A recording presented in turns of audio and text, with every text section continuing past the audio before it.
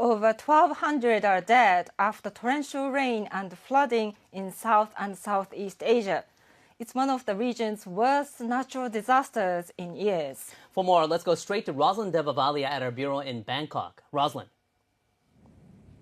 Disaster management officials in Indonesia say the death toll on the western island of Sumatra has passed 700. They say more than 400 people are still missing.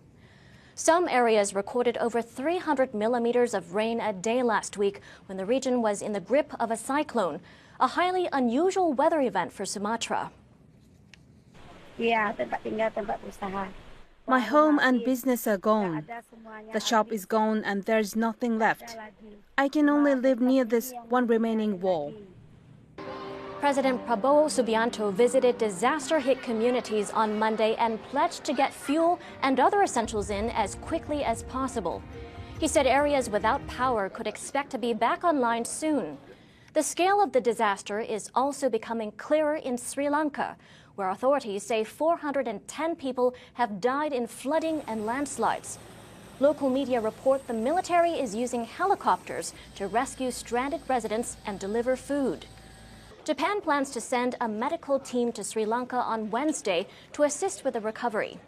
Satellite images reveal the vast scale of the damage to the South Asian country. In the biggest city, Colombo, torrents of muddy river water have swamped surrounding areas, inundating homes and other buildings. Days of torrential rain have also left a swath of damage across southern Thailand, killing 170 people there. A major Thai bank estimates the overall economic impact will come to about $780 million. It says the flooding submerged many commercial facilities and farms. Joining us now is NHK's Jakarta Bureau Chief Yoshimoto Akinori, who's in Sumatra. Akinori, can you tell us what you're seeing there? I'm at the shelter on the outskirts of the city of Medan. It's in North Sumatra province, near areas that were heavily flooded a few days ago. There are about 500 people sheltering here. I can't go home in this situation. I'm currently alone and I can't get in touch with my children.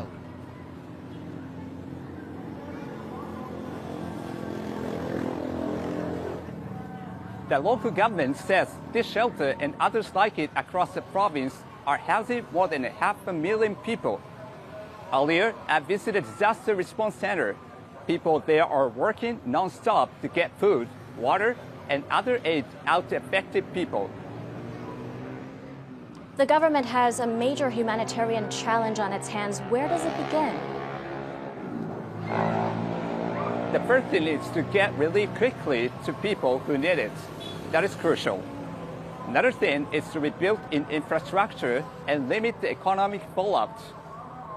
When I arrived here, I saw a long line of cars and motorbikes at the damage.